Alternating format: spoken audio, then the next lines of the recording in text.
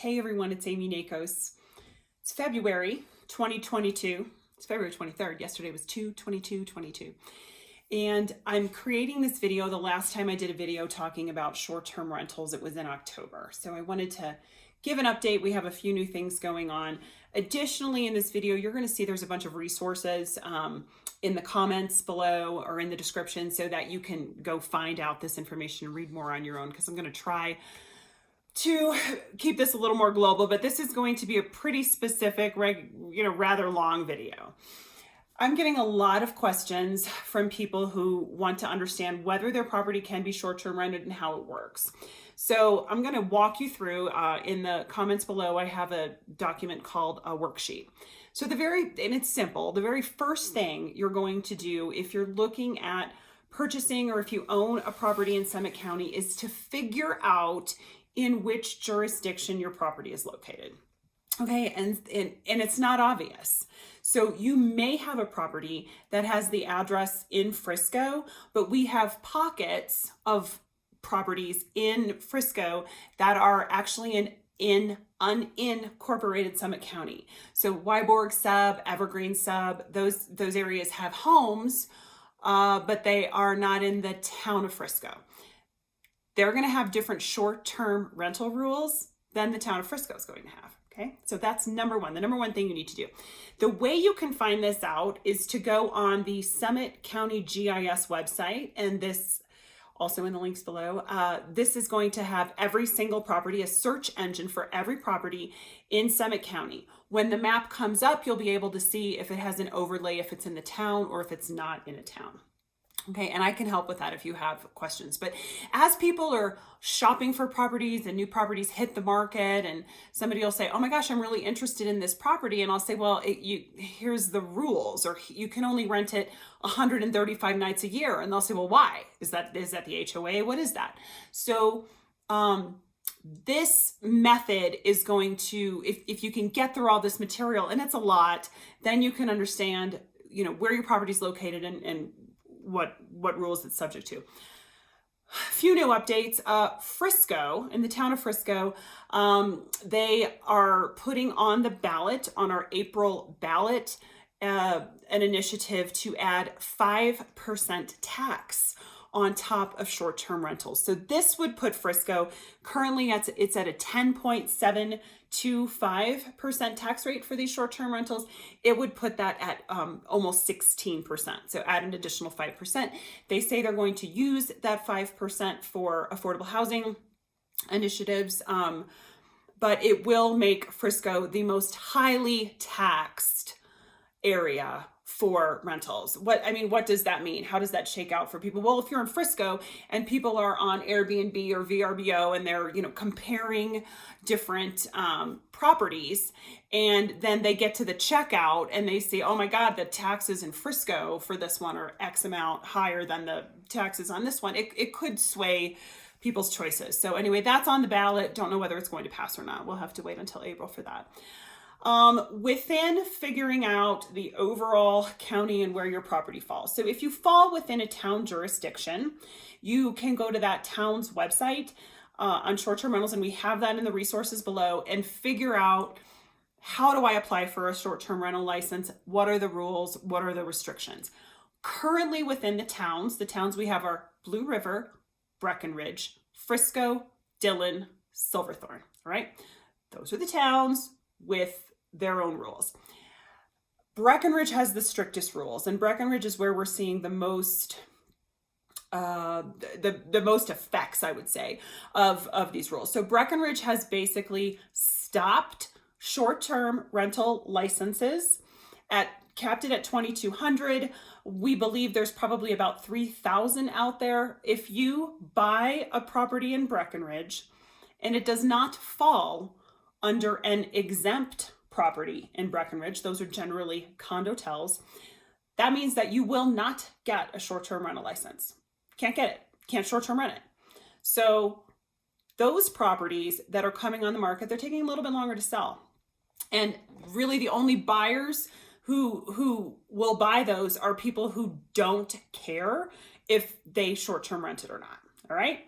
So that's Breckenridge. probably the most difficult jurisdiction right now to navigate the waters of short-term rentals.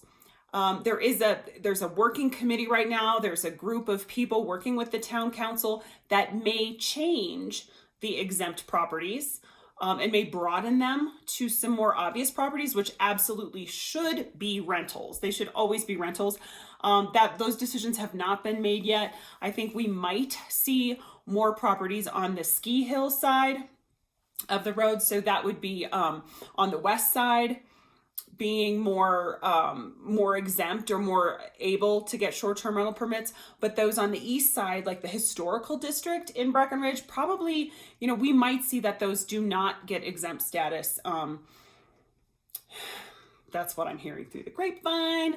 But that would mean that the properties on the east, maybe the east side of Main Street, would not have short-term rental, not the ability to short-term rent until we get down to the lower amount of licenses, like 2,200. But they could also change the number of licenses. So Breckenridge very much in flux.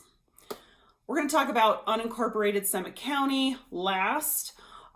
Frisco, currently there's no limits, but again, they might raise the tax on it. Dillon just changed their rules for occupancy. Occupancy used to have no restrictions. Now their occupancy is 2 people per bedroom plus 2. So that's your occupancy. I have a cheat sheet. I have it in front of me here. This is also going to be in my resources. This is done by one of my partners in the rental world, Summit Mountain Rentals. This is below, so you can see the rules on here. Currently, the Dillon one is the only one that's different because that just changed. Unincorporated Summit County. This is where things get tricky. This is where figuring out exactly where your property is located is important. If your property falls in unincorporated Summit County, that also includes Copper Mountain, Keystone, and a couple properties up on Peak 8 in Breckenridge. If your property falls within an exempt area in unincorporated Summit County, that's all of Keystone, all of Copper Mountain, and a few properties in Peak 8 and Breckenridge, you can get a short-term rental license. It's called a resort area. You can get a short-term rental license with no trouble, with no restrictions. If you fall under a neighborhood area, is what they've designated, which is literally everywhere else. Everywhere other than Copper, Keystone, and a couple buildings in Breckenridge that just happen to be in unincorporated Summit County, you have to apply for one of 3 levels of permits. Again, information below in the comments and in the description. But the bottom line is, if you're a second homeowner, and that's most of the people we deal with, you're a second homeowner and you want to rent out your property that's not in Copper, Keystone, or the areas in Breckenridge, the maximum number of nights that you can rent it out is 135 nights per year. A lot of people think that that's not very much. Now, when I heard that it was going to be 135, I was pretty happy with that. Generally, when we run numbers for people and when we run numbers for investments, we find that we use the number anywhere from 120 to 140. So people who come into this market and think, oh, I'm going to, short-term rent my property 50% of the time, 50% of 365 is what, 180, 182 and a half. We don't really see properties getting rented 180 nights a year unless it's a really prime location.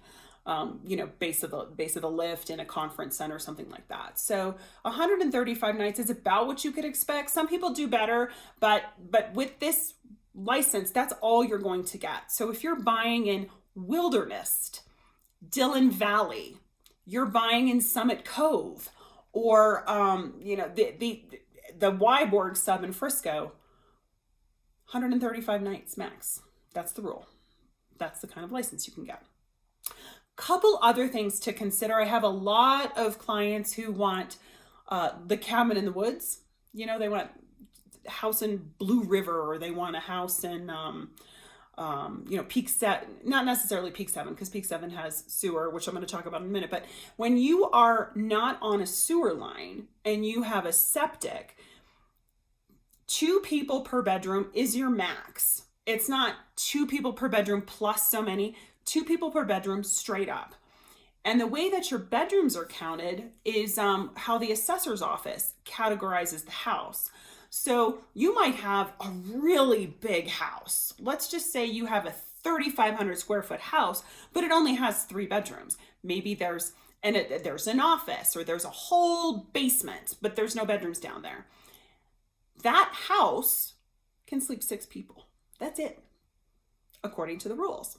Another thing you have to think about when you're looking through this. So anyway, I'm hopeful that the collection of resources I have below, with the cheat sheet, all of the regulations from every single jurisdiction, and then sort of a flow chart, a worksheet of how you can figure out how to analyze the short-term rentability of your property.